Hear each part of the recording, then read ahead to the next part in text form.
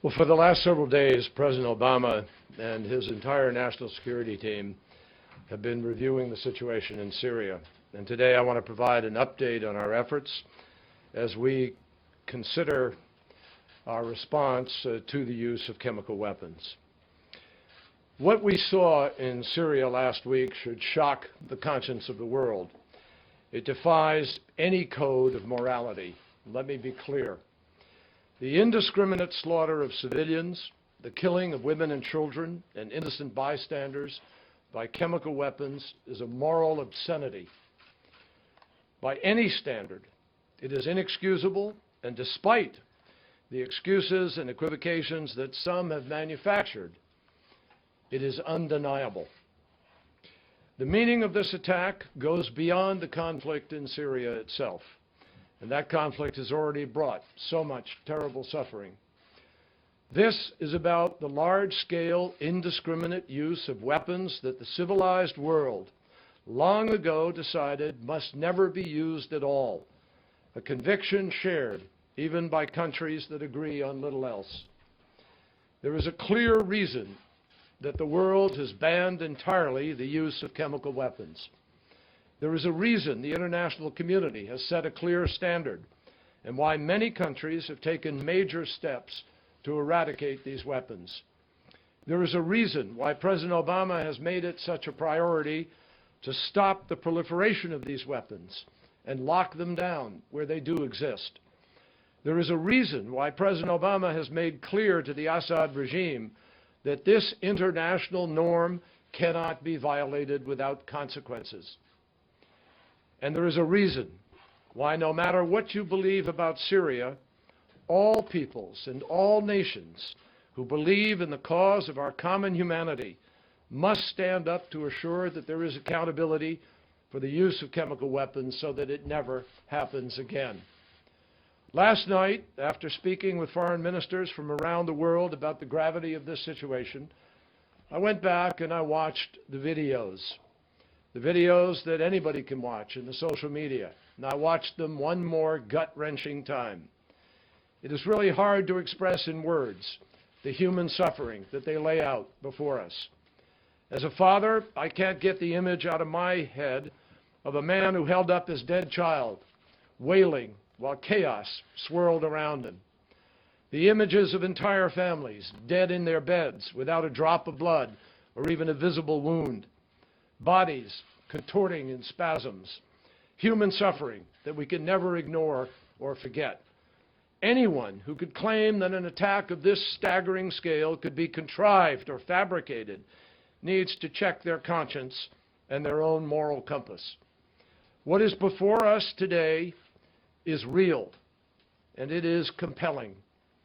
So I also want to underscore that while investigators are gathering additional evidence on the ground, our understanding of what has already happened in Syria is grounded in facts, informed by conscience, and guided by common sense. The reported number of victims, the reported symptoms of those who were killed or injured, the first-hand accounts from humanitarian organizations on the ground, like Doctors Without Borders and the Syria Human Rights Commission. These all strongly indicate that everything these images are already screaming at us is real, that chemical weapons were used in Syria. Moreover, we know that the Syrian regime maintains custody of these chemical weapons.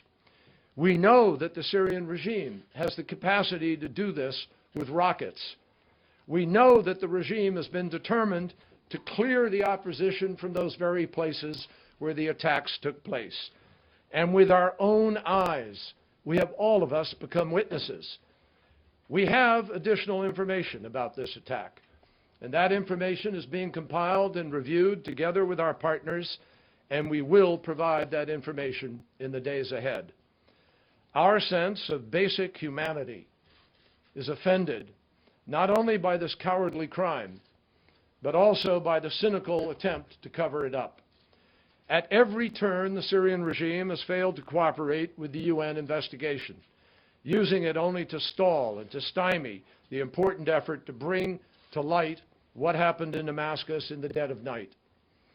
And as Ban Ki-moon said last week, the UN investigation will not determine who used these chemical weapons, only whether such weapons were used, a judgment that is already clear to the world. I spoke on Thursday with Syrian Foreign Minister Muallim, and I made it very clear to him that if the regime, as he argued, had nothing to hide, then their response should be immediate transparency, immediate access, not shelling. Their response needed to be unrestricted and immediate access. Failure to permit that, I told him, would tell its own story. Instead, for 5 days, the Syrian regime refused to allow the UN investigators access to the site of the attack that would allegedly exonerate them. Instead, it attacked the area further, shelling it and systematically destroying evidence. That is not the behavior of a government that has nothing to hide.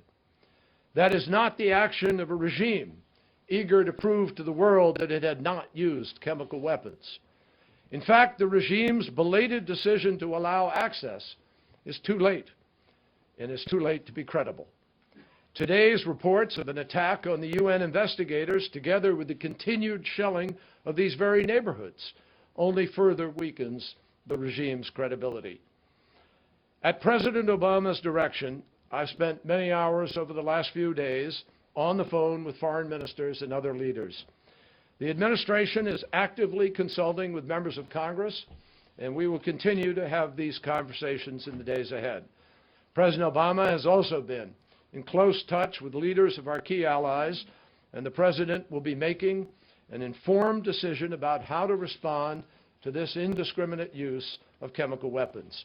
But make no mistake, President Obama believes there must be accountability for those who would use the world's most heinous weapons against the world's most vulnerable people. Nothing today is more serious, and nothing is receiving more serious scrutiny. Thank you.